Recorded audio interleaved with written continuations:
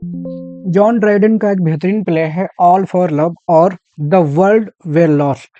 Actually William Shakespeare ने एक play लिखा हुआ है एंटनी एंड क्लियोपेट्रा, उसी स्टोरी पर ये बेस्ड है। बट इसमें जो हम कह सकते हैं कि लेटर पार्ट है उनकी लाइफ का, दोनों हीरो हीरोइन की लेटर ईयर्स जो उन्होंने बाद में गुजारे और किस तरह से ट्रेजिडी हुई, उनको कवर किया है जॉन ड्राइडन ने।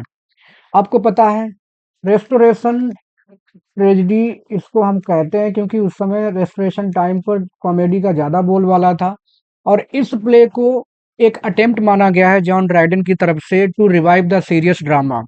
अपने आप में ये हेरोइक ट्रेजेडी है जिसमें वीरता की बात की गई है, लेकिन बहुत ज़्यादा इसमें उन्होंने एक्शन नहीं दिया है। खासतौर पे आप देखेंगे तो डायलॉग्स का ही इस्तेमाल किया गया है और लेटर ईयर्स को कवर किया गया है, तो बहुत ज़्यादा एक ब्रॉड स्पेक्ट्रम इस कहानी का नहीं बनता।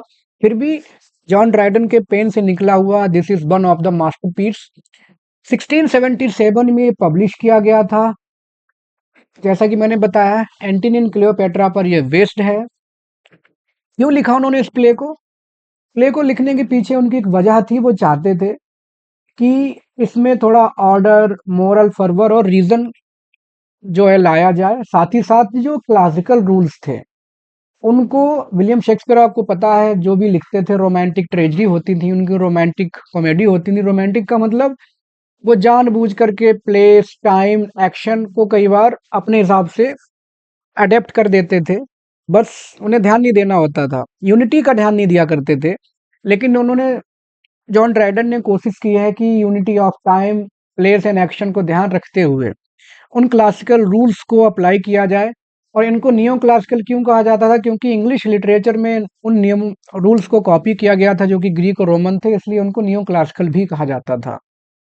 थीम्स की अगर बात कर लें तो love versus duty, fidelity versus infidelity, honour versus ignominy मतलब सम्मान और बदनामी, वफादारी और ये धोखा कह सकते हैं, गद्दारी, वैल्यूज वर्सेस डिग्रेडेशन, इन सब चीजों की बात की गई है।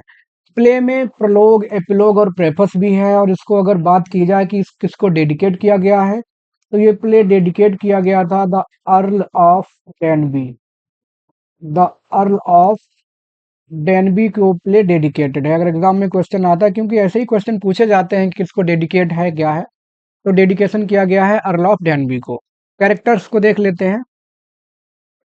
पहला कैरेक्टर है मार्क एंटनी, जो कि एंटनी और क्लियोपेट्रा में एक ट्रेजिक कैरेक्टर है। यहाँ पर ड्राइडन ने उसको कन्वर्ट कर दिया थोड़ा सा from political to emotional persona. एक ऐसा व्यक्ति जो सिर्फ और सिर्फ इमोशंस के द्वारा गाइड किया जा रहा है, वो अपनी ड्यूटीज भूल चुका है, काफी बहादुर है, निर्भीक है, लेकिन लव और ऑनर दोनों के बीच में एक चीज इसको चुननी होती है, तो ये चुनते हैं भाई साहब लव को। चुनना चाहिए था इनको ड्यूटी और ऑनर, लेकिन चुना इन्होंने लव। और ट्रेजिक फ्लॉ पूछा जाता है अक्सर, तो ट्रेजिक फ्लॉ क्या है? हमर्शिया जिसको कहते हैं, एरिस्टोटल ने जो कोइन किया था कि हीरो की जो कमजोरी होती है, तो ट्रेजिक फ्लॉ इनका है excessive passion. He is very passionate.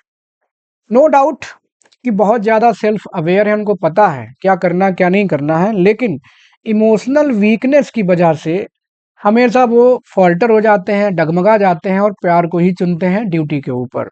और यही इनकी कमजोरी है मार्क एंटनी की। क्लियोपेट्रा इजिप्ट की रानी है, इमोशनल फोर्स है इस प्ले की, ऐसी इमोशनल फोर्स जो मार्क एंटनी की लाइफ बर्बाद कर देती है। ड्राइडन ने इसको भी चेंज किया है थोड़ा सा, फ्रॉम पॉलिटिकल पावर क्या दिखाया है, साइकोलॉजिकल एंड इमोशनल कैरेक्टर में कन्वर्ट कर दिया है कि किस तरह से वो अपनी साइकोलॉजी से और किस तरह से अपनी इमोशंस के सहारे वो मार्क एंटनी को अपने वश में रखती है और उसकी बर्बादी को और ज्यादा आगे बढ़ाती है। She is wise, no doubt, बहुत होशियार है, लेकिन मैनिपुलेटिव भी है। अपना काम निकलवाना जानती है कि कैसे इसको मुझे अपने काम में रखना है, कैसे इसको रोक के रखना है, इजिप्ट में रोम नहीं जाने देना है इसको। उसका लास्ट में जो नोबल सेक्रीफाइस है, जिसके मार्क एंटनी के चक्कर में अपने आप को वो मार डालती है, एक तरह से सुसाइड कर लेती है, सिर्फ और सिर्फ टू सेव हर ऑनर। तो ये उसका वास्तव में एक नोबल एक्ट है प्ले में। वेंटिडियस ये रोमन जनरल होता है, और कह सकते हैं कि जो मोरल फोर्स है इस प्ले में, कहीं पर भी जो बात मोरलिटी की गई है, तो उस मोरलिटी को जीवित रखने की जिम्मेदारी जॉन ड्राइडन ने बेंटिडियस को दी हुई है। यही है जो बात बात में टोकता है एंटनी को। आप समझ लीजिए जैसे ग्रीक कोरस रहा करता है, ग्रीक प्लेस में कोरस बीच बीच में आके कमेंट करता है कैरेक्टर्स पे, इवेंट्स पे, ठीक वैसे ही बेंटिडियस भी बीच बीच में टोकता है एंटनी को कि तुम पागल हो गए हो, क्या कर रहे हो, ऐसे नहीं वैसे नहीं। तो वो काम बेंटिडियस को दिया गया है। He is rational, discipline and staunch moralist, मतलब बहुत ही कट्टर, ये कह सकते हैं कि नियमों को मानने वाला इंसान है। बहुत कोशिश करता है मार्क एंटनी को बचाने के लिए कि किस तरह से वो क्लियोपेट्रा के जाल से बच करके रह पाए, लेकिन अंततः वो भी फेल ही हो जाता है और एंटनी के साथ साथ उसकी भी ट्रेजिक डेथ होती है। ऑक्टेविया, जो कि मार्क एंटनी की सेकेंड वाइफ होती है। जो पहली वाइफ होती है वो होती है फुल्बिया। फुल्बिया की डेथ के बाद ये इससे शादी करता है, ऑक्टेवियस सीजर शादी कराता है अपनी बहन से मार्क एंटनी की, जिससे कि पॉलिटिकल स्टेबिलिटी बनी रहे। तो ये उसकी सेकेंड वाइफ है। मैं साथ में थोड़ा कॉफ़ी पी रहा हूँ, सॉरी फॉर दैट साउंड। तो शी इज़ काम, बहुत ही ज़्यादा वो कह सकते हैं कि शांत है, डिग्निफाइड है। मतलब वो जानती है कि एंटोनी उसको धोखा दे रहा है, किसी और महिला से उसको प्यार हो गया है, अपनी पत्नी बच्चों को उसने छोड़ रखा है। फिर भी वो बहुत ही डिग्निफाइड और बहुत ही सभ्य तरीके से अपनी बात रखती है, सेल्फ कंट्रोल्ड है। और यहाँ पे हम कह सकते हैं कि उसे अपने सेल्फ रिस्पेक्ट की बहुत ज़्यादा चिंता है। जब एंटनी उसको कहता है कि भागो यहाँ से, जाओ, मुझे अकेला छोड़ दो, तो सेल्फ रिस्पेक्ट की वजह से छोड़ के चली जाती है। कहती है मैं कभी नहीं आऊँगी जब तक तुम मेरे पास नहीं आते हो। हालाँकि वो नहीं आएगा क्योंकि एंटनी की भी लास्ट में डेथ हो जाती है। उसका रिस्ट्रेंट मतलब आत्मसंयम और जो शांत स्वभाव है, वो एंटनी के गिल्ट को बहुत ज़्यादा बढ़ा देता है और कहीं न कहीं एंटनी तैयार भी हो जाता है कि चलो ठीक है, मैं चलता हूँ तुम्हारे साथ, मुझे तुम्हारा और अपनी बच्चियों का ध्यान रखना है। लेकिन अंततः फेल भी हो जाता है। डोलाबिला, ये यंग रोमन जनरल होते हैं और एंटनी के फ्रेंड भी होते हैं डोलाबिला। बस थोड़ा-सा इनको लगाव होता है क्लियोपेट्रा से, इनका भी इन्फैचुएशन, क्योंकि क्लियोपेट्रा एक ऐसी महिला है जो जिसने पहले अपने जाल में फांसा था किसको? जूलियस सीज़र को। उसके बाद डोलाबेला भी थोड़ा-सा रहा इसके प्रति अट्रैक्टेड, लेकिन लास्ट में एंटनी ने ज़्यादा इसके साथ टाइम व्यतीत किया था। आप कह सकते हैं कि डोलाबेला जो है वो सेकंड एंटनी है। वो भी साइकोलॉजिकली बहुत टॉर्चर सहता है और पूरी कोशिश करता है अपने दोस्त को बचाने के लिए। कुछ चीज़ें लगभग बराबर हैं दोनों में, तो स्मॉलर स्केल पे ये हम कह सकते हैं कि डोलाबेला है। एलेक्सस, ये ट्रांसजेंडर होता है और प्ले में जो ट्रेजेडी होती है, जो बर्बादी होती है, उसके लिए मेन चीफ रिस्पॉन्सिबल एलेक्सस ही है। काफ़ी लॉयल है क्लियोपेट्रा के प्रति और बाकी सबके प्रति ये बहुत ज़्यादा अगेंस्ट है। कोशिश करता है बस क्लियोपेट्रा और मैं जीवित रहूं, बाकी सब मर जाएं, जो भी हो फर्क नहीं पड़ता है। प्ले में जो भी मिसअंडरस्टैंडिंग, धोखाधड़ी और जो षड्यंत्र रचे जाते हैं एंटोनी के विरुद्ध, उसमें अलेक्सस का ही पूरा हाथ है। और ट्रेजेडी लाने के लिए जो जिम्मेदार अगर पूछा जाए कि who is responsible for the tragedy, तो डेफिनेटली दैट इज अलेक्सस। सरापियन ये एक प्रीस्ट होता है, पुजारी मंदिर का, रिलीजियस फिगर, जो कि काफ़ी समझदार है और इसकी प्रेजेंस से ये बताया गया है, इस प्ले में ये बताने की कोशिश की गई है कि देयर इज़ डिवाइन ऑर्डर। कुछ चीज़ें ऐसी हैं जो हमारे बियॉन्ड ह्यूमन कंट्रोल, जैसे अचानक से कुछ हो जाना, जिनमें फेट, चांस या डिवाइन ऑर्डर होता है, तो वो इसकी प्रेजेंस से दिखाने की कोशिश की है जॉन ड्राइडन ने। एक फर्स्ट देख लेते हैं। चलिए मैं कॉफ़ी बाद में ही पीता हूँ क्योंकि हो सकता है आवाज़ अच्छी ना लगे। प्ले की शुरुआत होती है टेम्पल ऑफ आइसिस में। पहले से बहुत सारी चीज़ें हो चुकी हैं, मैंने आपको बताया कि लेटर पार्ट कवर किया गया है एंटनी और क्लियोपेट्रा की लाइफ का। तो पहले से बहुत सारे युद्ध वगैरह हो चुके हैं। एक युद्ध हो चुका है एक्टियम। एक्टियम के युद्ध में एंटनी को धोखा मिला है क्लियोपेट्रा की सेना से। क्लियोपेट्रा की सेना जाकर के फंस गई कहीं और मौके पे नहीं पहुंच पाई और एंटनी वो युद्ध हार गया। युद्ध हारने के बाद वो एकदम पागल हो गया है और डेजोलेटेड हो गया, आइसोलेटेड हो गया है, आकर के रहने लगा है इस टेम्पल में। एकदम रिटायर्ड लाइफ उसने जीनी शुरू कर दी है। ना वो रोम गया, ना वो इजिप्ट में ही क्लियोपेट्रा के पास गया, यहाँ पे एकदम रिटायर होके हार थक करके मंदिर में छिप करके रह रहा है। मंदिर का पुजारी है सेरापियन, और एलेक्सस जो कि मैंने आपको बताया क्लियोपेट्रा का मुख्य वाहक कह सकते हैं कि मुख्य अटेंडेंट है और मुख्य इंट्रिगर भी है प्ले का। वो दोनों बात कर रहे हैं, दोनों कह रहे हैं कि एंटनी को हो क्या गया है। एक्टियम का युद्ध हारने के बाद एंटनी तो एकदम पागल हो गया है, इसको ऐसे नहीं करना चाहिए। अगर ये ऐसा हो गया तो मान के चलो बहुत दिक्कत होने वाली है। और उसने अपनी सारी ड्यूटीज छोड़ दी हैं, ना रोम गया ना क्लियोपेट्रा के पास जा रहा है। हो क्या गया है, और क्लियोपेट्रा के इन्फेचुएशन की वजह से ही युद्ध हारा, वरना अपने आप में बहुत महान सैनिक है एंटनी, लेकिन क्लियोपेट्रा के प्यार ने उसको बर्बाद कर दिया है। सरापियन और एलेक्सस दोनों को इस बात का डर है कि अगर एंटनी हार मान गया, साइकोलॉजिकली उसने अपने आप को अगर हारा हुआ मान लिया, तो उसके साथ साथ आप मान के चलिए इजिप्ट भी बर्बाद हो जाएगा। क्योंकि क्लियोपेट्रा ने पूरी की पूरी जिम्मेदारी अपने इजिप्ट के प्रोटेक्शन की, खुद के ऑनर के प्रोटेक्शन की किसको दे रखी है? एंटनी को दे रखी है। तो एंटनी की बर्बादी, पूरे इजिप्ट की बर्बादी, इतनी ज्यादा वैल्यू एंटनी की वहां हो चुकी है इजिप्ट में। सरापियन कहता है कि मुझे तो बहुत बुरे बुरे लक्षण दिखाई दे रहे हैं। जो नील नदी है उसका पानी बहुत ज्यादा खतरनाक भरी तरीके से उठ रहा है, और ऐसा लग रहा है कि मानसून के बिना बाढ़ आने वाली है टाइप। तो जो भी संकेत मिल रहे हैं वो बहुत ज्यादा खतरनाक हैं और कुछ बर्बादी होने वाली है। तभी एक दूसरा प्रीस्ट है मिरिस, वो कहता है कि एंटनी को, जो क्योंकि सैनिक है एंटनी, तो सैनिक जैसा ही व्यवहार करना चाहिए था, उसको एक प्रेमी जैसा व्यवहार नहीं करना चाहिए। ये बहुत गलत है, क्योंकि हम सब उसके ऊपर अधीन हैं, उसके अधीन है, उसके ऊपर डिपेंडेंट है, और वो ऐसे कर रहा है। तभी आ जाता है वेंटिडियस। वेंटिडियस कौन है? ये एंटनी का मेन दोस्त जनरल है, रोमन जनरल है। और ये कोशिश कर रहा है, क्या कोशिश कर रहा है? एंटनी को क्लियोपेट्रा के प्रभाव से बचाने की। ये यहीं आ गया मंदिर में जहां एंटनी छिप करके रह रहा है, और आते ही सबसे पहले वो अलेक्सास से डांटता है। आपको मैं और बताता चलूं कि वेंटिडियस और अलेक्सस, इन दोनों के बीच में इनवर्स रिलेशनशिप है।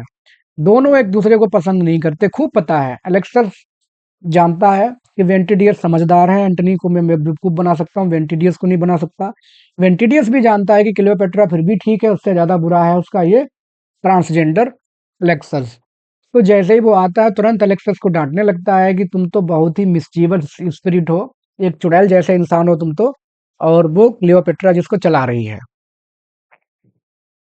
वो ये भी कह देता है अलेक्सस से कि तुम्हारा प्लान है कि तुम एंटनी को अपने यहाँ बना के रखो अपने इजिप्ट में, उसको हमेशा स्टिक करके रखना चाहोगे, बट मैं आ गया हूँ बेटा, तुम्हारा अगर पूरा का पूरा प्लान डिस्ट्रॉय कर दूंगा। जाके बता देना अपनी रानी को कि मैं एंटनी को समझा बुझा के अपने साथ रोम ले जाऊंगा।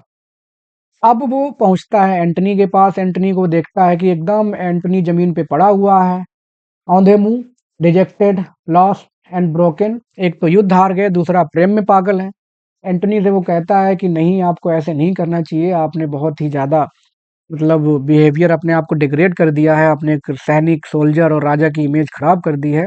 क्या क्या उसको वो बोलता है, बहुत कुछ बोलता है, उसकी कई तरह से आलोचना करता है कि तुमने ना केवल रोम को धोखा दिया है, बल्कि तुमने अपनी पत्नी, अपने बच्चों को भी छोड़ रखा है। ये बिहेवियर आपको सूट नहीं करता, क्योंकि आप ऐसे नहीं थे जैसे आप हो गए हो।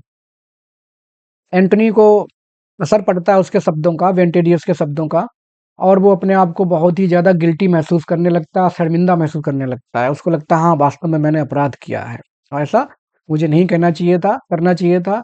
और वो अपने आप को एक ट्रेटर बताता है कि मैं देशद्रोही हूँ, और मैंने वास्तव में एक सैनिक की इमेज को बदनाम कर रखा है, ये मेरे मुझे नहीं करना चाहिए था। किसी तरह से वो तैयार हो जाता है कि अच्छा ठीक है, मैं क्लियोपेट्रा को छोड़ दूंगा, और चलो मैं तुम्हारे साथ वापस रोम चलूंगा, क्योंकि मुझे ऑनर और ड्यूटी सेलेक्ट करनी है, लव सेलेक्ट नहीं करना है।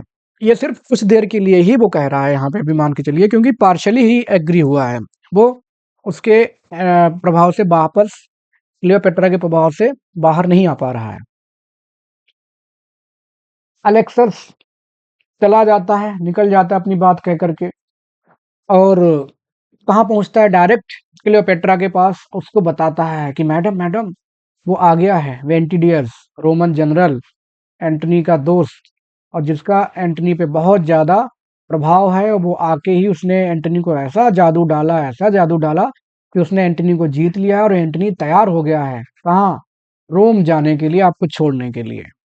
क्लियोपेट्रा एकदम पागल जैसी हो जाती है और अपना डर भी जाती है कि अरे मैं अकेले क्या करूंगी, मैं कैसे ऑक्टेवियस सीजर की सेना का सामना करूंगी अगर एंटनी चला गया यहाँ से, और प्लस मेरा लवर भी है। तो उसके समझ में नहीं आता वो करे तो क्या करे।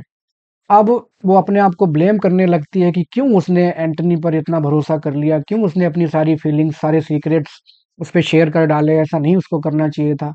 उसकी मेट्स हैं इरास और चार्मियन, वो उसको कंसोल करने की कोशिश करती हैं, लेकिन वो किसी की भी कोई भी बात सुनने को तैयार नहीं है, क्योंकि वो पागल हो गई है एंटनी की बात, एंटनी के बारे में सुन के कि जैसे ही वो जाने वाला है। वो अपनी एक और मेड है चार्मियन, उसको भेजती है एंटनी के पास कि जाओ उससे कह दो कि जा तो रहे ही हो, लेकिन लास्ट फेयरवेल तो करते जाओ कम से कम, है ना। जैसे एक अभी गाना आया था, जिहाल मिस्किन मकुन वरंजिस, तकदीर में तेरा मेरा बस साथ यहीं तक था। तो वो इस तरह से कहना चाहती है कि जाके बोल दो कि जो भी है एक बार लास्ट फेयरवेल तो कर ही दे। चार्मियन जब उसको अपना संदेश देकर के आती है क्लियोपेट्रा का, तो क्लियोपेट्रा उससे बहुत सारे सवाल पूछती है कि जरा बताओ, जब तुमने उससे कहा तो उसका बॉडी लैंग्वेज क्या थी, उसकी आंखें कैसी थी, उसके शब्द कैसे थे, क्या तुमने उसके जो शारीरिक उसकी भाषा है, क्या उससे तुमने समझा, क्या मुझे अभी वो प्यार करता है, बताओ मुझे। तो ना केवल देखिए एंटनी ही पागल नहीं है, क्लियोपेट्रा भी एकदम पागल है एंटनी के पीछे।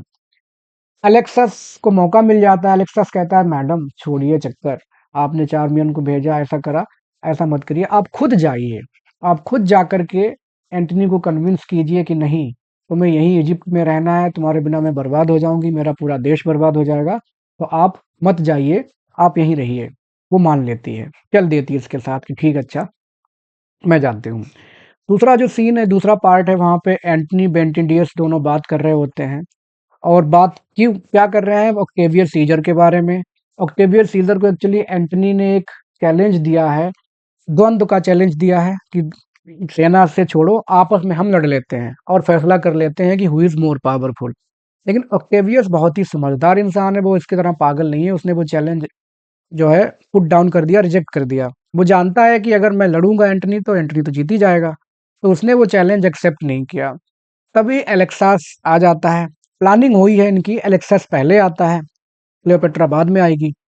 और आते ही वो एंटनी की तारीफें करने लगता है, तमाम तरह की चापलूसी कि अरे आप तो हमारे इजिप्ट के सेवक हैं, मतलब सेवियर हैं, रक्षक हैं, क्लियोपेट्रा के दिल के राजा हैं, ऐसे वैसे जहाँ जाने क्या क्या उसको वो बोलने लगता है।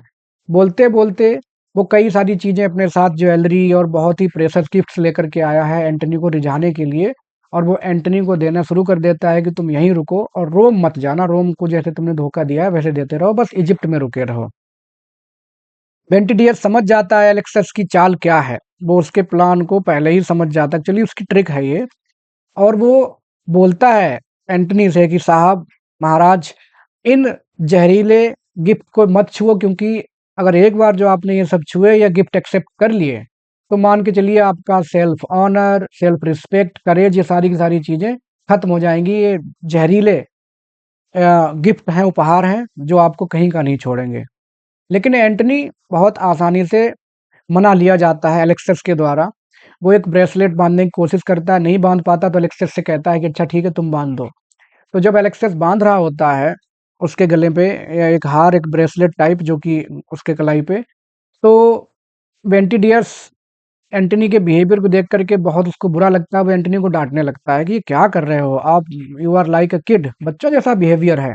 लेकिन एंटनी उसको डांट के चुप करा देता है कि चुप रहो यार, तुम हमेशा टोका टाकी करते रहते हो और तुम्हें भरोसा नहीं है क्या मेरी स्ट्रेंथ पे, गिफ्ट लेने में क्या दिक्कत है, कौन सी क्लियोपेट्रा मेरे सामने है, मैं तो बस गिफ्ट ले रहा हूँ, मुझे फर्क नहीं पड़ेगा, मैं अपनी मानूंगा उसकी बात, मैं यहाँ नहीं रुकूंगा, बस गिफ्ट लेके मैं चलता हूँ तुम्हारे साथ। तभी अचानक से क्लियोपेट्रा आ जाती है, जो कि पहले से प्लानिंग कर रखी है, और वो ना अकेले आती है बल्कि अपने साथ उसकी पूरी ट्रेन है, उसकी इरास, चार्मियन और एलेक्सस, ये सब लोग आ जाते हैं। दोनों के बीच में गेम शुरू हो जाता है, एंटनी और क्लेपेट्रा के बीच में। वो उसको मनाने की कोशिश करती है, वो उससे बचने की कोशिश करता है। एंटनी कहता है कि तुम तो धोखेबाज निकली, तुमने मुझे युद्ध में धोखा दे दिया और तुमने ऐसा-ऐसा किया है, तुम्हें ऐसा नहीं करना चाहिए था। वो कहती है कि मैंने तुम्हें युद्ध में धोखा नहीं दिया और मैंने तो अपनी सेना की टुकड़ी भेजी थी और ऐसा मेरी गलती नहीं थी, वो तो बस मान के चलो कि मेरा एक डर था। महिला हूँ ना मैं पुरुष नहीं हूँ। काश मैं पुरुष होती तो मैं तुम्हारा साथ देती और मैं महिला थी तो मेरी सेना भाग गई तो मैंने उसको बहुत कोशिश की रोकने की, लेकिन वो नहीं रुक पाई।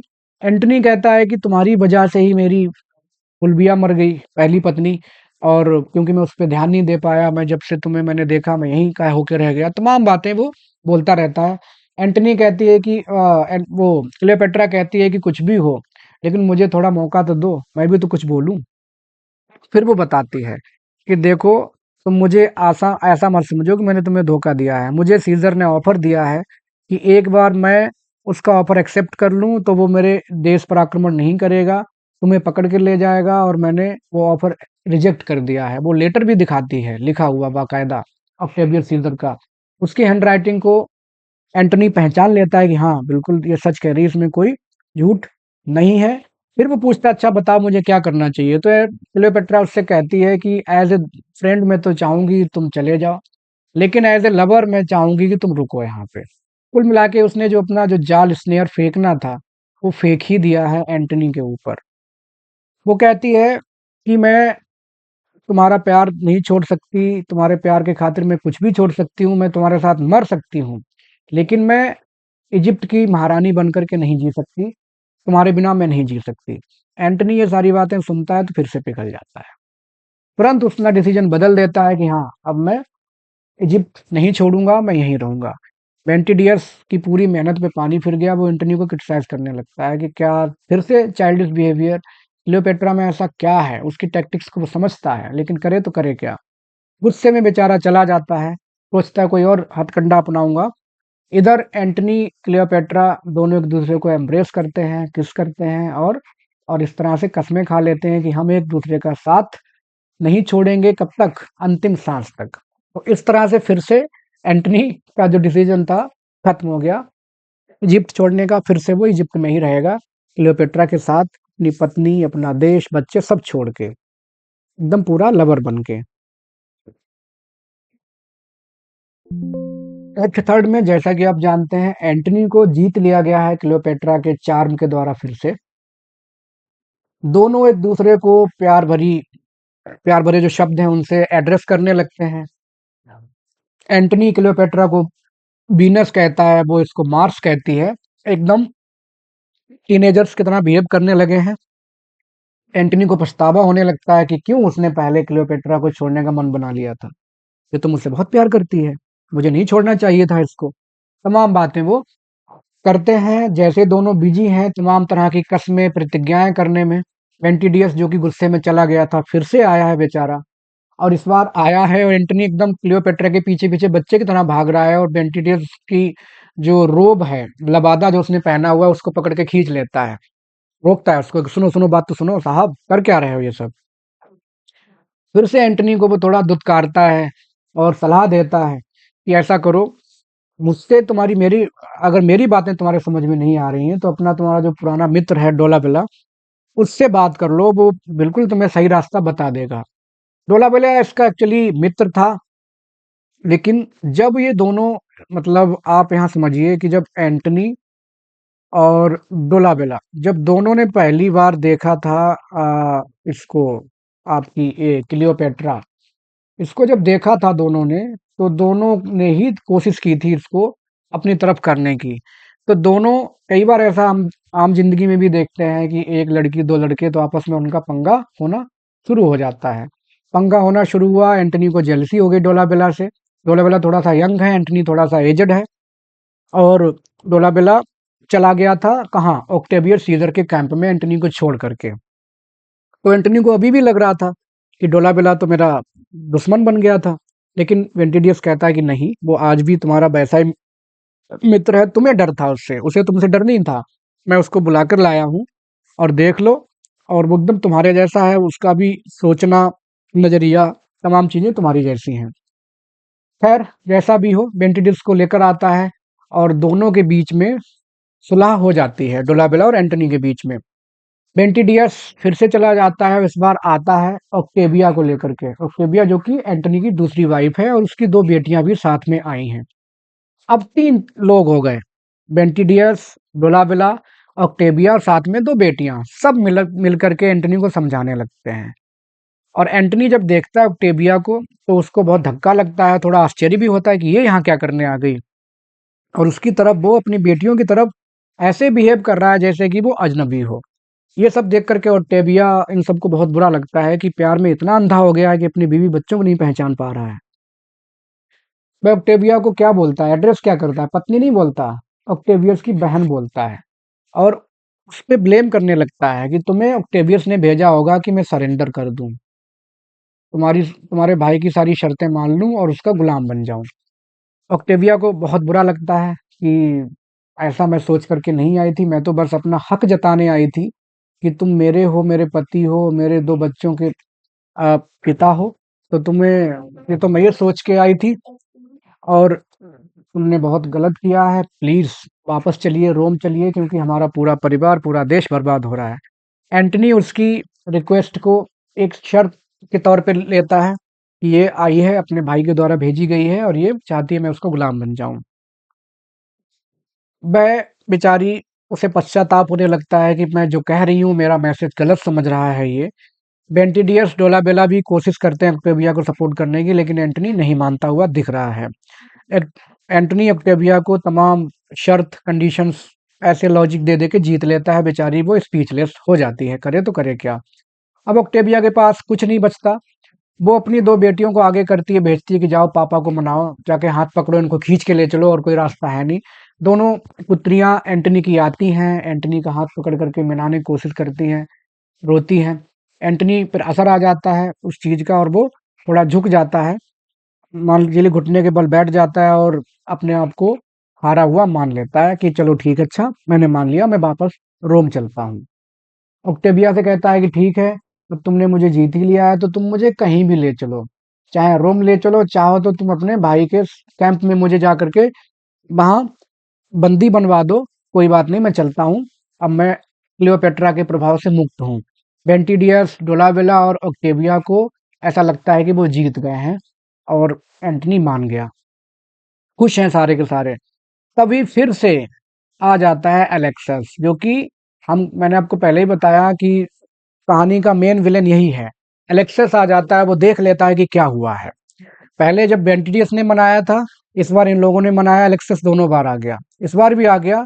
और एंटनी को कहता है, अरे साहब आप जा रहे हो तो क्लियोपेट्रा का क्या होगा, रानी रानी रानी रानी का क्या होगा, ऐसे चिल्ला के बोलता है। तो एंटनी उसको कहता है कि भाई तुम निकलो यहाँ से, अब मैं अपने बच्चों को लेकर जा रहा हूँ, पत्नी के साथ जा रहा हूँ। And Cleopatra is the thing of past. Cleopatra बस अतीत की चीज बन चुकी है, उसका इन्फ्लुएंस, उसका प्यार खत्म, ऐसे बोल देता है। एंटनी चला जाता है। अब अलेक्सस सोचता है कि अब क्या करूं, अब कौन सा तरीका अपनाऊं। ये तो फिर से तैयार हो गया वापस जाने के लिए। तो वो वेंटिडियर्स को एक्यूज करता है अपनी सलीलकी में कि यही है डेविल। देखिए, वेंटिडियर्स इसको डेविल कहता है और ये वेंटिडियर्स को डेविल कहता है। अलेक्सस दोनों जानते हैं ना कि क्या कर रहे हैं। हालांकि वेंटिडियर्स ठीक है, अलेक्सस का अपना मतलब है। तो कहता है कि अब क्या करना चाहिए, समझ नहीं आता उसको। तभी अचानक से क्लियोपेट्रा वहां आ जाती है और वो क्लियोपेट्रा को उकसाने लगता है, पूरी बात बता के कि देखो उसकी पत्नी आ गई है, दो बेटियां आ गई हैं, डोलाबेला आ गया है, सब आ गए हैं, सबने एंटनी को मना लिया, फिर से वो जा रहा है रोम, तुम क्या करोगी, तुम्हें तो वो छोड़ के चला गया है सब। क्लियोपेट्रा फिर से पछताने लगती है, तमाम तरह के पश्चाताप, रिग्रेट उसके मन से आते हैं। उसको लगता है अरे ऑक्टेविया ने आकर के जीत लिया और मैं तो सिर्फ एक मिस्ट्रेस बन के रह गई। मैं जिससे इतना प्यार करती थी उसने मान के चलो मुझे एक तरह से मिस्ट्रेस बना के छोड़ दिया। तो उसको अपने आप को बहुत ज़्यादा शर्मिंदगी महसूस होती है। वो सोचती है काश मैं मर ही जाऊं तो ज़्यादा अच्छा है, अपनी मौत के बारे में सोचने लगती है। ऑक्टेविया और आती है अपने दो बेटियों के साथ। अब दोनों के बीच में, क्लियोपेट्रा और ऑक्टेविया के बीच में बातचीत होने लगती है। ऑक्टेविया कहती है कि वो मेरा लीगल पति है, तुम ना, तुम्हारा तो बस ऐसे ही लवर है। तमाम बातें दोनों के बीच में होती हैं, लेकिन दोनों, क्योंकि जब महिलाएं लड़ती हैं चाहे कहीं भी लड़ें, बहुत ही कम कंक्लूजन निकलते हैं। इस बात को मैं जनरलाइज नहीं कर रहा, इस बात को महिलाएं अदर वे में ना लेंगे, लेकिन कई बार ऐसा होता है कि जो जनरलाइजेशन हो जाता है चीज़ों का कि जब लड़ेंगी, तमाम बातें होंगी, तो कंक्लूज़न थोड़े कम निकलते हैं क्योंकि लोग सुनते नहीं हैं गुस्से में। तो दोनों के बीच बहुत देर तक बहस होती है लेकिन कोई कंक्लूज़न नहीं निकलता है, दोनों अपने-अपने रास्ते चली जाती हैं, ऑक्टेविया और क्लियोपेट्रा। अब डोलाबेला और एंटनी दूसरे सीन में बात कर रहे हैं। एंटनी कहता है कि यार मैं चलने को तो तैयार हूँ तुम्हारे साथ रोम वापस, लेकिन मेरी एक मजबूरी है। मजबूरी ये है कि मैं क्लियोपेट्रा से डायरेक्ट जाकर के नहीं बोल सकता कि मैं तुम्हें छोड़ के जा रहा हूँ, क्योंकि अगर एक बार उसने मुझे देख लिया, एक बार उसने मुझे एक आह उसने भर दी, एक उसने स्टेयर का मतलब कह सकते हैं कि एक बार उसने मुझे घूर करके नजरों में देख लिया, तो मुझे आसानी से वापस जीत सकती है। इसलिए मैं कमजोर हूँ उसके आगे, मैं डायरेक्ट नहीं बोल सकता। वह मुझे अपने आंसुओं से आसानी से मना सकती है, ये मेरी कमजोरी है। तो डोलाबेला कहता है अच्छा ऐसा है तो बेंटिडियस को भेज दो, बेंटिडियस जाके बोल देगा उसको कि तुम क्या क्या कहलवाना चाह रहे हो। लेकिन एंटनी कहता है नहीं, बेंटिडियस बहुत ही हार्श, बहुत ही वैसे ही क्लियोपेट्रा को पसंद नहीं करता है, वो जाके वो बहुत वैसा बोल देगा, थोड़ा हार्श बोल देगा, कठिन बोल देगा तो उसको बुरा लग जाएगा। ऐसा करो तुम चले जाओ, तुम मेरे अच्छे मित्र हो, तुम मुझे जानते भी हो, तुम्हारे शब्द अच्छे हैं, तुम चले जाओ, तुम सबसे अच्छे मैसेंजर बनने के लिए तैयार हो। और वो ये भी बोल देता है कि जाके बता देना कि मैं हालातों के आगे हार गया हूँ, हालातों ने मुझे जीत लिया है, वरना मैं प्यार उससे अब भी करता हूँ। और यद्यपि हम लोग कभी मिलेंगे नहीं, लेकिन उसे ये भी बोल देना कि वो किसी और से प्यार ना करे। अगर उसने मेरे जाने के बाद किसी और से प्यार कर लिया क्लियोपेट्रा ने, तो ये मेरा हृदय टूट जाएगा, ये बात मुझे अच्छी नहीं लगेगी। और मैं हमेशा उसकी मेमोरी को अपने मन में समा करके रखूंगा, बसा करके रखूंगा। ये सारी बातें वो कर रहा होता है। यही सारी बातें एलेक्सस सुन लेता है। एलेक्सस को पता चल जाता है कि डोलावेला मिलने वाला है क्लियोपेट्रा से। जब एंटनी चला जाता है तो डोलावेला और बेंटिडियस दोनों बात करते हैं कि ये कितना पैशनेट इंसान है यार, क्लियोपेट्रा में ऐसा क्या जादू है, उसके पीछे पागल है। और उन दोनों को डर भी है इस बात का कि हो सकता है आने वाले टाइम पे कभी फिर से अपना डिसीजन बदल ना दे, इसलिए जल्दी करो, जल्दी यहाँ से चल लेते हैं। क्लियोपेट्रा तभी वहां पर आ जाती है अपनी मेट्स के साथ। डोलाबेला अपना मैसेज जो उसने दिलवाया था एंटनी ने, वो उसको कन्वे करने को तैयार है। अलेक्सस उसको क्लियोपेट्रा के कान में बोल देता है कि देखो मैडम, एंटनी एकदम तैयार है तुम्हें छोड़ने के लिए। अब एक ही तरीका है जो मैं तुम्हें बताता हूँ, तुम उससे डोलाबेला से इस तरह से बात करना, उसको तुम प्रपोज कर दो एक तरह से, जिससे कि उस सबको लग जाए कि तुम उसको प्यार कर रही हो डोलाबेला से। और ये प्यार एंटनी के मन में एक जेलसी क्रिएट कर देगा। हो सकता है ये जेलसी वाली बात से एंटनी फिर से तुम्हारे पास वापस आ जाए। और ये चीजें तुम्हें ऐसे अपना, तो एंड वो क्लियोपेट्रा मना करती है कि नहीं नहीं, मैं तो ऐसा नहीं कर सकती, मैं तो सच्चा प्यार करती हूँ एंटनी से, मैं क्यों डोलाबेला से बोलूंगी। तो अलेक्सिस कहता है कि नहीं महारानी, आपको सच्चा प्यार ही रखना है एंटनी से, डोलाबेला से तो बस दिखावा करना है। आपको अपना जो फेक लव है, झूठा प्यार है, वो बस एक्सप्रेस करना है, ओपनली एक्सप्रेस करना है, जिससे कि बेंटिडियस ऑक्टेविया भी सुन ले। और वो भी जब जाकर एंटोनी को बताएंगे कि तुम डोलाबेला से प्यार करती हो, तो जानबूझ के वो तुम्हारी ट्रिक में शामिल हो जाएंगे, उनको पता भी नहीं होगा कि वो कर क्या रहे हैं। एलेक्सस बहुत ही ज्यादा, इसको मान के चलो कि यागो टाइप का है, जो ओथेलो में यागो कैरेक्टर है, आप मान के चलिए लगभग वैसा ही है। बहुत ही साइकोलॉजिकली खेलता है लोगों के मन से कि किसको क्या कहलवाना है, और कहलवा लेता है। क्लियोपेट्रा को हेजिटेशन होता है, लेकिन मजबूरी है, वो एलेक्सस की एडवाइस पे काम करती है। जैसे ही डोलाबेला आती है, तो वो ऐसे शब्द, ऐसे जेस्चर्स इस्तेमाल करती है जैसे कि सबको लग जाए कि हाँ, ये वो डोलाबेला से प्यार करती है। और उस बात को बेंटिडियस और ऑक्टेविया भी देख लेते हैं। वो दोनों डिस्कस करने लगते हैं ये कितनी ज्यादा धोखेबाज इंसान है, जिसके पीछे एंटनी पागल है, वो एकदम दगाबाज महिला है। क्लियोपेट्रा भरोसा करने के लायक नहीं है। ये बातें दोनों ऑक्टेविया और वेंटिडियस डिस्कस करने लगते हैं। एंटनी तभी आ जाता है, और एंटनी के आते ही वेंटिडियस, देखिए अब यहाँ पे गलती क्या हो जाती है वेंटिडियस से। अगर ये ना बताता कि क्लियोपेट्रा डोलाबेला से प्यार करती है, तो कोई बात ही नहीं थी, एंटनी चला जाता चुपचाप। लेकिन वेंटिडियस ये बताना चाह रहा था कि देखो साहब, जिससे तुम प्यार कर रहे थे वो कितनी धोखेबाज है। वो तो चाह रहा था इस तरह से बताना, उसको ये नहीं पता था कि ये जो बताना उसके गलत असर हो जाएगा एंटनी के ऊपर। तो बेंटिडियस एंटनी को बता देता है कि क्लियोपेट्रा ऐसी सी है, उसको प्यार हो गया है तुम्हारे, अभी तुम जाए गए भी नहीं हो यहाँ पर, कि उसने नया प्यार पा लिया है। और वो नया प्यार किसमें पा लिया है? यंग डोलाबेला में। तुम बूढ़े हो गए हो, वो यंग है, चार्मिंग, हैंडसम है, तो उससे प्यार कर बैठी है। एंटनी जब ये सुनता है उसको बहुत गुस्सा आता है, ये सब क्या ड्रामा है।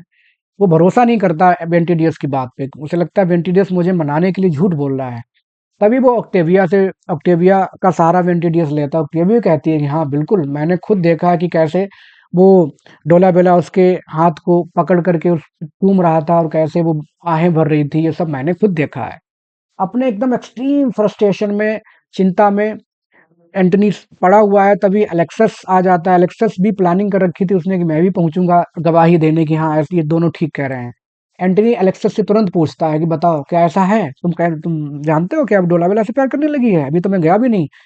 अलेक्सस तो पहले से तैयार है। उसने कहा हाँ साहब, आई एम सॉरी टू से, और बहुत ही होशियारी से बोल देता है कि हाँ डोलावेला में उसको एक प्यार मिल गया है, क्योंकि मेरी महारानी का मानना है कि रोमन लोग सबसे ज्यादा प्यार में अच्छे होते हैं। आप जा रहे हो, a Roman is going to depart and another Roman is has entered in her life. तो उसको दूसरा रोमन प्रेमी मिल गया, और वो कौन है? डोलावेला। तो इस तरह से एक टैक्टिक, एक प्लानिंग फिर से इसने कर डाली एंटनी को यहाँ समझाने के लिए, रोकने के लिए। एंटनी को बहुत चिंता हो गई कि अरे ये मैं क्या कर रहा था, मैं एक ऐसी महिला से प्यार कर रहा था, जो महिला इतनी ज्यादा हल्की और इतनी ज्यादा वफादार, मतलब क्या कह सकते हैं, दगाबाज है। उसको बहुत बुरा लगता है। अपने एंगर में अलेक्सस को धक्का दे देता है कि भाग यहाँ से तू, मतलब ऐसे वैसे एकदम कि तूने मतलब ये और कंफर्म कर दिया है, मैं सोच रहा था तू सही बताएगा, लेकिन तू भाग यहाँ से। ऑक्टेविया और बेंटिडियस अब दोनों को चिंता होने लगती है कि अरे इन दोनों ने क्या कर दिया। एंटनी की इस तरह से मनोदशा, उसके बिहेवियर को देख करके ये लोग परेशान हो जाते हैं, ये तो हमने गलत कर दिया, नहीं बताना चाहिए था। अब जब ऑक्टेविया बीच में बोलने की कोशिश करती है तो एंटनी उसको बोल देता है कि तुम मुझे अकेला छोड़ दो। वो कहती है कि मैंने क्या गलती की है भाई, लेकिन वो मना कर देती जाने के लिए। लेकिन बेंटिडियस भी कहता है कि कोई बात नहीं मैडम, आप जाइए, अभी ये थोड़ा परेशान है ऐसे वैसे, और चले जाइए। वो समझ जाती है कि ये नालायक है, नंबर एक का तुच्चा इंसान है, फिर से इसको क्लियोपेट्रा ही दिखने लगी है। और वो समझ गई कि हाथ नहीं आएगा, तो वो अपना पूरा गुस्सा, फ्रस्ट्रेशन, जो भी उसके मन में चीजें दबी हुई थी अभी तक, वो सब निकाल देती है। वो कह देती है कि तुमने कभी भी मुझे प्यार नहीं किया, तुमने तो बस पॉलिटिकल रूप से मुझसे शादी की थी, और तुमने अपनी बेटियों का भी ध्यान नहीं रखा। अब मैं अपना प्यार ट्रांसफर करूंगी तुम्हारे प्रति नहीं, अपने बच्चों के प्रति, और तुम भाड़ में जाओ, ऐसे वैसे तमाम बातें कह करके वो बोल देती है कि मैंने अपना सेल्फ रिस्पेक्ट अब अभी तक अपना खत्म कर रखा था, लेकिन अब मैं उसको और ज्यादा सेक्रीफाइस नहीं करूंगी, मैं जा रही हूँ, और तुम्हें जो भी करना है तुम करो। ऐसे करके वो गुस्से में चली जाती है। डोलाबेला आ जाता है वहीं पर। उसे नहीं पता कि क्या हो चुका है, उसे तो लग रहा था कि उसने मैसेज दे दिया, हालांकि उसको इन्फेचुएशन था क्लियोपेट्रा से, लेकिन ऐसा नहीं था कि वो प्यार करने लगे। वो उसे नहीं पता उसने क्या किया है। वो आ गया, आकर के वो बात करने लगा इन सबसे। वो बताने की कोशिश करता है कि कैसे उसने पूरा मैसेज कन्वे कर दिया है क्लियोपेट्रा को, जो तुमने मुझे बताया था। एंटनी, तभी वहां पर क्लियोपेट्रा भी आ जाती है। एंटनी दोनों को कहता है कि तुम दोनों धोखेबाज और देशद्रोही टाइप के लोग हो। दोनों को बड़ा आश्चर्य होता है कि ये क्या हो गया, ये क्यों कह रहा है ऐसा। और फिर वो बता देता है कि तुम प्यार करने लगे हो इससे, ये तुमसे प्यार करने लगी है। डोलाबेला से कसम खाने को मजबूर करता है, कसम खाओ कि तुम प्यार नहीं करते, कसम खाओ कि तुम प्यार नहीं करते। डोलाबेला कसम नहीं खाता, क्योंकि प्यार तो वो करता है, लेकिन ऐसा नहीं कि अपने दोस्त के पैरों में पैर रख करके आगे बढ़ जाए, ऐसा नहीं है। बहुत देर तक आर्ग्यूमेंट्स होते हैं। एंटनी अडिग हो जाता है कि मैं कोई भी लॉजिक, कोई भी एक्सक्यूज स्वीकार नहीं करूंगा, और तुम दोनों के दोनों दगेबाज हो, क्रिमिनल हो, तुम इनोसेंट नहीं हो। डोलाबेला और क्लियोपेट्रा दोनों कोशिश करते हैं, लेकिन एंटनी एकदम गुस्से में लाल पीला है, एकदम नहीं सुन रहा है कि तुम लोग नालायक हो, तुमने मेरी जिंदगी बर्बाद कर दी, तुम्हारे जैसा दोस्त और तुम्हारे जैसी प्रेमिका मुझे ना मिलती तो मैं आज कहाँ होता, ये वो तमाम बातें जो लोग करते हैं वैसी वो करने लगा। क्लियोपेट्रा अंत में थक हार करके बता देती है कि देखो जो भी हुआ वो प्लानिंग थी, जो मैंने इसके तरफ प्यार जताया डोलाबेला के प्रति, वो एक्चुअली प्लानिंग थी तुम्हारे अंदर जेलसी अराउज करने की, जो कि तुम्हारे अंदर हो भी गई है। तो ये अलेक्सस का प्लान था, ऐसा मैंने इसलिए किया था, हम लोगों को माफ कर दो। लेकिन क्लियो ये नहीं मानता। एंटनी कहता है कि नहीं, मैं तुम्हें दोनों में से किसी को भी माफ नहीं करूंगा, ये प्लानिंग नहीं हो सकती, ये तुम बहुत वैसी हो। और पूरी तरह से क्लियोपेट्रा जब हार जाती है अपने आर्ग्यूमेंट्स में, तो फेयरवेल कहती है कि यू आर क्रूअल, तुम बहुत क्रूअल हो। और आंसू लेकर के अपनी आंखों में बेचारी ये प्रतिज्ञा करके चली जाती है कि I will never return back, मैं कभी भी तुम्हारे पास नहीं आऊंगी, क्योंकि तुमने समझा नहीं है मुझे आज तक। क्लियोपेट्रा एक्ट 5 में, जो कि पूरी तरह से डेवास्टेटेड, बर्बाद हो चुकी है, खोई हुई है, उसको पता ही नहीं है कि करे तो करे क्या। उसके पास अगर उसे लग रहा था कि जो सुलह है, सुलह की कोई उम्मीद नहीं बची है, अब एंटनी उसको लग रहा हमेशा के लिए खो गया उसकी जिंदगी से। वो एक कटार से अपने आप को मारने की कोशिश करती है, लेकिन उसकी मेट्स को रोक लेती हैं कि महारानी महारानी महारानी मत करिए ऐसा। उसका हाथ वाथ पकड़ लेती हैं। वो एलेक्सस को बुलाती हैं कि आप ही समझाओ आके, मेट्स को नहीं पता एलेक्सस ने क्या किया है। जैसे एलेक्सस आता है तो क्लियोपेट्रा उसको तमाम तरह की गालियां देती है, उसको बहुत कुछ बोलती है कि तुम विलेन हो, डेविल हो, तुमने बर्बाद कर दिया मुझे। एंटनी मेरे पास से हमेशा के लिए चला जाएगा, तेरा ऐसा प्लान था, तू नंबर 1 का नालायक है, ये वो तमाम बातें वो बोलती है। वो अपनी गलती एक्सेप्ट करता है कि हाँ, मुझसे गलती हो गई, मुझे नहीं पता था कि ऐसा हो जाएगा। लेकिन मैडम, आप कोशिश करिए, मैं आपको एक और चांस दिलवाता हूँ। आप एंटोनी आपके पास आ जाएगा, क्योंकि अब डोलाबेला और ऑक्टेविया दोनों ही उसकी ज़िंदगी से जा चुके हैं। तो एक बार फिर से एंटोनी सिर्फ़ और सिर्फ़ आपका है। बस जो युद्ध चल रहा है, उस युद्ध में वो जीत जाए। अगर जीत गया, तो मैं फिर से आपको उसका करके दे दूँगा, मतलब आप उसकी हो जाएँगी, वो आपका हो जाएगा, लेकिन हार गया तब तो पकड़ा ही जाएगा। तो एक ऑप्शन है मेरे पास, आप थोड़ी-सी कोशिश करिए, बस मुझे थोड़ा एक और मौका दीजिए। क्लियोपेट्रा थोड़ी-सी राहत की साँस लेती है, क्योंकि वो चाहती है कि एंटनी उसके पास आ जाए। तभी अचानक से दौड़ता हुआ प्रीस्ट आ जाता है, जो पहले एक्ट में बात कर रहा था, फर्स्ट सीन में सेरापियन, आइसिस का प्रीस्ट। वो एकदम गुस्से डर में आता है बहुत ज़्यादा। और वो बताता है कि महारानी, बहुत तरह-तरह की वो बातें करता है कि ऐसा हुआ, वैसा हुआ। क्लियोपेट्रा कहती है, "साफ-साफ बोलो, हुआ क्या है?" तब वो बताता है कि आपकी जो सेना थी, जो फ्लीट है, यहाँ पे फ्लीट होना चाहिए एक्चुअली, कि जो फ्लीट है आपका, उसने एंटनी का साथ देना बंद कर दिया है, वो लोग जाकर के रोमन से मिल गए हैं। एंटनी को धोखा दे दिया गया है युद्ध में। अब एंटनी के पास कोई ऑप्शन नहीं बचा है। वो समझ गई कि अरे ये तो बहुत बुरा हुआ। अब ना केवल एंटनी बर्बाद हो गया, बल्कि मैं भी बर्बाद हो गई हूँ, और मेरा पूरा देश बर्बाद हो जाएगा, क्योंकि ऑक्टेवियस सीजर अब कब्जा कर लेगा इजिप्ट पे, और बहुत दिक्कत होने वाली है। अलेक्सस कहता है कि अरे महारानी, क्या फर्क पड़ता है, ऑक्टेवियस जब आएगा तो आप उससे रिक्वेस्ट कर लेना, माफी मांग लेना, और वो आपको माफ कर देगा। उसे तो एंटनी चाहिए ना, जिसने उसके साथ धोखा किया, एंटनी को पकड़ के ले जाएगा वो। तो क्लियोपेट्रा को और गुस्सा आ जाता है कि तू अपना मुंह बंद नहीं रख सकता, तेरे आइडियाज हमेशा मूर्खता भरे होते हैं, तूने इस तरह से ऐसा किया है, और मैं क्यों माफी मांगूंगी, मैं तो एंटनी के साथ हूँ, एंटनी अगर पकड़ा जाएगा तो मैं भी मर जाऊंगी, जो भी जैसे तमाम बातें वो बोलती है। एलेक्सस को अब्यूज करने के बाद वो चली जाती है, देखो मैं तो जा रही हूँ, एंटनी आ रहा होगा, अब तू खुद ही अपनी जिंदगी की भीख उससे मांगना, मैं तो चली। जब अकेला रह जाता है एलेक्सस, तो सोचने लगता है कि अब मैं क्या करूं, मैंने पूरी कोशिश की है इन दोनों को एक रखने की, अपनी जिंदगी बचाने की, लेकिन the more I try the more I fail. और वो फिर सोचने लगता है कि भाड़ में जाए क्लियोपेट्रा, मैं तो बस अपने आप को ही बचाऊंगा, जो हो देखा जाएगा। एंटनी को आते हुए देख करके वो भाग जाता है वहां से, हट जाता है साइड में। एंटनी और बेंटिडियस दोनों आते हैं, दोनों डिस्कस करने लगते हैं, यार हम तो फिर से हार गए युद्ध, अब क्या होगा। तो एंटनी कहता है कि भले ही ऑक्टेवियस ने युद्ध जीत लिया हो, लेकिन उसने मुझे अभी नहीं जीता है, वो मुझे कैप्चर नहीं कर सकता है। बेंटिडियस कहता है कि भाई साहब जो भी हो, चलो हम लोग अब अपने आप को लड़ते हुए शहीद करेंगे, हम कब कैप्चर नहीं होंगे, हम उनका गुलाम बनना पसंद नहीं करेंगे ऑक्टेवियस का।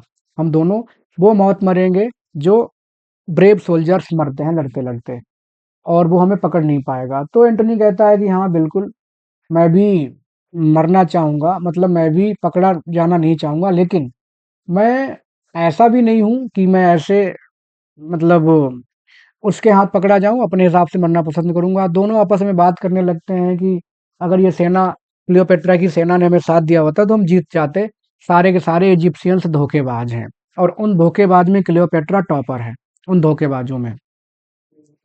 उन दोनों की बातचीत के बीच में अलेक्सस फिर से आ जाता है, जो कि भाग गया था कुछ देर पहले। आता है कांपता हुआ। वेंटिडियस अपनी तलवार खींचता है, तुरंत अलेक्सियस को मारने की कोशिश करता है, लेकिन एंटनी मना कर देता है कि रहने दो, ये तुम्हारी तलवार के लायक ही नहीं है, तो बहुत कुछ कमीना इंसान है, जाने दो उसको। तो वो तुरंत एंटनी के पैरों पर गिर पड़ता है, माफी मांगता है। एंटनी कहता है कि मैं तुम्हें मारना इसलिए नहीं चाहता कि मुझे तुम्हें नफरत है मुझसे, मैं तुमसे नफरत करता हूँ, तुम फ्री हो, लेकिन तुमने ऐसा क्यों किया? तो वो कहता है कि महाराज जो भी हुआ मुझे गलती हो गई, मुझ पे दया कीजिए ऐसे वैसे, और बहुत बुरा हुआ है, मैं आपको एक बुरी खबर देने आया हूँ। तो वो कहता है कि क्या हुआ बता। तो वो बहुत ही चालाकी से कह देता है कि मेरी जो महारानी है क्लियोपैट्रा, उन्होंने अपने आप को मार लिया है, शी हैज कमिटेड सुसाइड, और मरते मरते उसने मुझे तुम्हारे पास भेजा है कि मेरा मैसेज डिलीवर कर दो, लास्ट फेयरवेल का, यस, गुड बाय। एंटनी ये सुन कर के शॉक हो जाता है, अगर अरे ये क्या हुआ। और वो कहता है कि तब तो इसका मतलब वो वास्तव में इनोसेंट थी, क्योंकि उसने मेरे खातिर जान दे दी, और वो अपने आप को उसके मर्डर का वो मानता है, जिम्मेदार मानने लगता है। बेंटिडियस थोड़ा सा खुश होता है कि चलो कम से कम आफत गई, जो बाधा थी एंटनी को रोम ले जाने की वो गई, और काश वो थोड़ा पहले से मर जाती, कम से कम आ, कम से कम ऐसा ठीक रहता। अच्छा, एलेक्सस झूठ बोलता है। झूठ क्यों बोलता है? वो देखना चाह रहा है कि क्या उसकी मौत की खबर सुन के एंटनी कैसा रिएक्ट करता है। तो जब एंटनी का रिएक्शन वो देखता है, तो एलेक्सस थोड़ा सा खुश होता है अपने मन में कि हाँ, ये अभी भी क्लियोपेट्रा से प्यार करता है, और वो जाकर के वो क्लियोपेट्रा को बताएगा कि हाँ, मैंने ऐसा था बोला था, और अब आ, वो तुमसे प्यार करता है। ये कह के वो चला जाता है कि चलो मैं चलता हूँ। बेंटिडियस और क्लियोपेट्रा के बारे में सोचता है कि पहले मर गई होती तो ऑक्टेवियस और ऑक्टेविया के साथ साथ एंटनी का रिकन्सिलिएशन हो जाता, सुलह हो जाती, लेकिन अब क्या फायदा, अब तो युद्ध भी हार गए, अब तो ऑक्टेवियस हमको पकड़ के सजा जरूर देगा।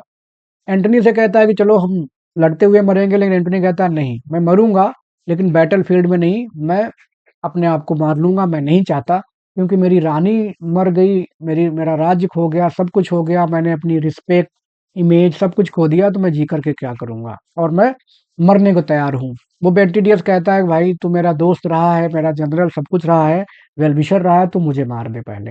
बेंटिडियस कहता है कि आप मर गए तो मैं भी जिंदा नहीं रह पाऊंगा। तो वो कहता है कि कोई बात नहीं, पहले मुझे मार दो फिर खुद को मार लेना। तो इस तरह से बात होने लगती है, लेकिन बेंटिडियस रिफ्यूज कर देता है कि नहीं साहब, मैं नहीं मार सकता, क्योंकि बेंटिडियस वास्तव में एंटनी से सच्चा प्रेम करता है। जब बहुत ज्यादा मजबूर कर देता है एंटनी बेंटिडियस को, तो बेंटिडियस क्या करे, मजबूरी में पहल खुद को ही मार लेता है कि लो, ना रहेगा बांस और ना बजेगी बांसुरी। एंटनी कहता अरे तुमने ये क्या किया, तुम बहुत वफादार थे, तुमने दिखा दिया कि yes you were really well wisher, really faithful, और मैंने तुमसे कभी कुछ थोड़ा बहुत कहा होगा, उसके लिए आई एम सॉरी, तमाम बातें कहते हुए वेंटिलियस मर जाता है। अब एंटनी को कुछ नहीं दिखता, तो वो भी अपनी तलवार के ऊपर खुद ही अपने आप को गिरा लेता है, जो तलवार उसके हृदय को चीरते हुए आर पार हो जाती है। वो भी वहीं गिर जाता है, मरने लगता है, मतलब पूरा मरा नहीं है, कुछ सांसें अभी बाकी हैं। तभी अचानक से क्लियोपेट्रा को ऐसा लगता है कि कुछ तो बुरा हो रहा होगा। वो एंटनी को देखते ढूंढते ढूंढते आ जाती है अपनी सहेलियों के साथ, मेट्स के साथ, और वो आकर के देखती है कि अरे एंटनी मर रहा है। उसको बहुत बुरा लगता है। वो एंटनी को अपने उसके एंटनी के सिर को अपने गोद में रख करके बैठ जाती है, और दोनों बातें करने लगते हैं कि कैसा क्या है। एंटनी डोलाबेला के बारे में पूछता है, तो वो कहती है कि मैंने उस दिन भी कहा था कि मैं उससे प्यार नहीं करती, और मेरी ज़िंदगी में आपके अलावा और कोई नहीं था, आपने मुझे गलत समझा, और तमाम बातें, मैं ज़िंदा हूँ, मैं मरी नहीं हूँ, ये सारी की सारी कर किया धरा एलेक्सस का है। तो एंटनी को लगता है कि एलेक्सस ही क्रिमिनल था, उसने सब कुछ कर दिया। कुल मिला के दोनों के बीच में फिर से वही प्रतिज्ञाएं और चेरिस्ड मोमेंट्स जो साथ साथ बिताए, उनकी बातें होने लगती हैं। दोनों के बीच में रिकन्सिलिएशन हो जाता है, सारे जो डाउट्स थे, शिकायतें थी, वो सब दूर हो जाती हैं। दोनों के बीच में सुलह होने के बाद एंटनी मौत एंटनी की मौत हो जाती है, जो कि मौत कैसी है, सेटिस्फैक्ट्री। उसको लगता है कि ठीक है, जो भी हुआ, एंड क्लियोपेट्रा उसकी ही रहेगी, और वो उससे सच्चा प्यार करती थी। वो उसको किस करता है और मर जाता है, लाइक रोमियो जैसे जूलियट को किस करके मरता है। क्लियोपेट्रा अपनी मेट्स को ऑर्डर देती है कि मेरी सारी ज्वेलरी, सब कुछ जो भी ऑर्नामेंट्स हैं प्रेशर्स, वो सब लेके आओ। वो अपने आप को सजाती है, वो भी मरने की तैयारी कर रही है। उसकी मेट्स से पूछती है, महारानी क्या आप भी मरने के बारे में सोचती हैं? तो वो कहती है और मैं जी करके क्या करूंगी, ऑक्टेवियस आएगा, मुझे कैप्चर करेगा, अपनी प्रॉपर्टी मुझे समझेगा, मैं ऐसा नहीं चाहती। मेरा लवर मुझे छोड़ के चला गया, तो मैं भी उसके साथ ही जाऊंगी, चाहे जो भी हो मैं उससे स्वर्ग में मिल लूंगी। वह अपने आप को सजाती है और वो कहती है कि जाओ, एक जहरीला सांप होता है, एस्प, एस्पिस भी लिखा हुआ है कहीं कहीं कहीं पर, एस्पिक्स, एक जहरीला सांप होता है, उसको कहती ले आओ। और वो उसको अपने ऊपर छोड़ लेती है कि ये मुझे डस ले, और वो डस लेता है। उसकी मेट्स कोशिश भी करती हैं लेकिन वो नहीं मानती, और इस तरह से वो उस सर्प दंश से अपने आप को कटवा लेती है और मर जाती है। उसके बाद उसकी जो मेट्स हैं वो भी अपने आप सुसाइड कर लेती हैं, क्योंकि उन्हें भी अपना ऑनर बचाना है। तो इस तरह से क्लियोपेट्रा की डेथ हो जाती है, और दोनों का रिकन्सिलिएशन स्वर्ग में हुआ नहीं हुआ वो हमको नहीं पता। बट ये थी इस प्ले की कहानी। I hope you would like, you can like, subscribe, share the channel if you find it useful. Thanks for watching.